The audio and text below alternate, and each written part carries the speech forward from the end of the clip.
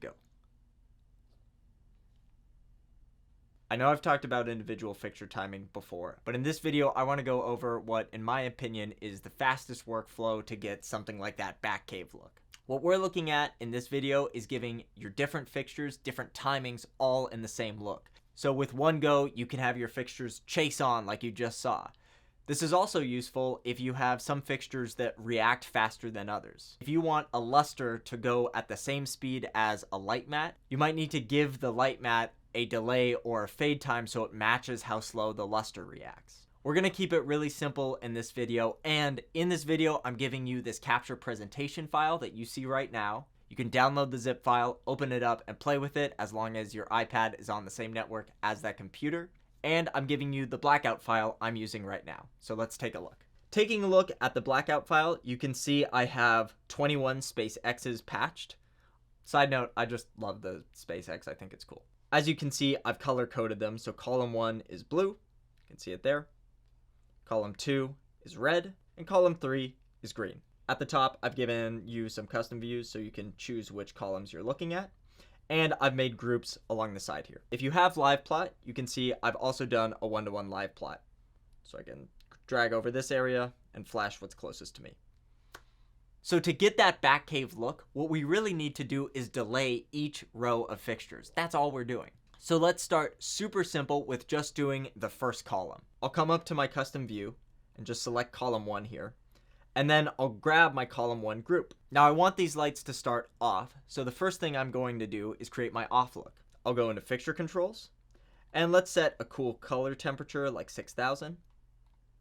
And since they're already off, that's all I need to record, so I'll hit the keyboard, hit record, and call this look off, and save it. Next I want to turn them on, so I'll hit full and enter to turn them on. And now this is where the magic happens. I'm going to head up to delay, I'll go into my groups, and grab column 1 again. And now I'll type in at 0 through 3 seconds. Enter. And because I'm in this delay mode up at the top, I'm now speaking to Blackout in seconds. So you can see the values in my pillboxes actually reflect the seconds that I just entered. So what I've told Blackout to do is spread out delay times from 0 seconds to 3 seconds through that group. If that doesn't make sense, let's see what happens when I record this look and play it back. So I'll hit the D again to get out of delay mode, and then I'll just go to record a look, and I'll call this on, and hit save. And before I play through this, I'll double tap looks, and I'll make sure I've set all of these values to 0. I just like to do this so my individual fixture timing has complete control. It's worth noting that your individual fixture timing does have priority, but if you have a fade time in here, that's going to act with your delay. And now if I tap my back arrow and then tap my play arrow, that's the back cave look.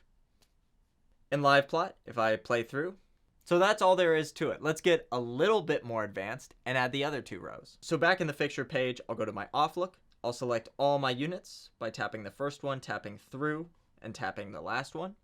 And I'll set them all to 6000 Kelvin. And I'll update, and I'll make sure I say all following as well. Now I'll go to my on look and turn them all on.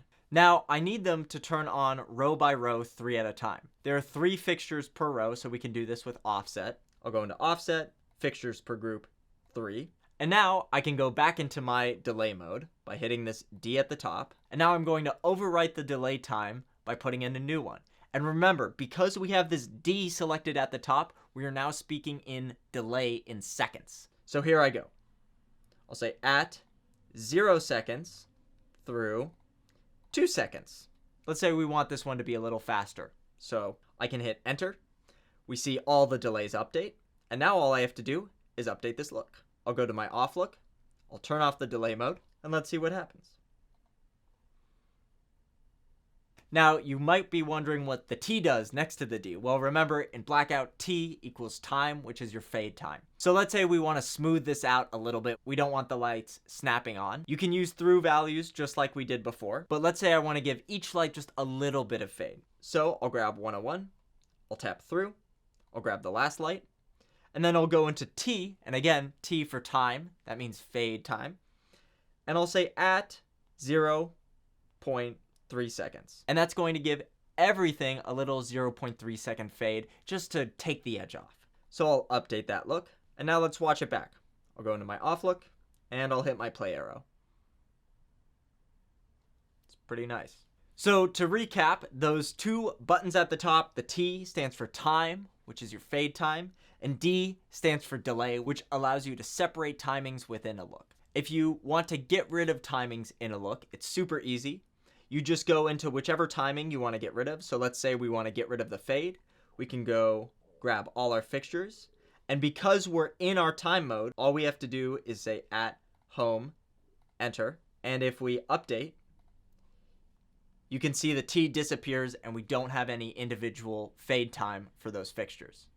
We can do the same with delay. I'll tap the D, I'll grab all the fixtures, and I'll say at home, and I'll update. And that'll get rid of all the delay timing.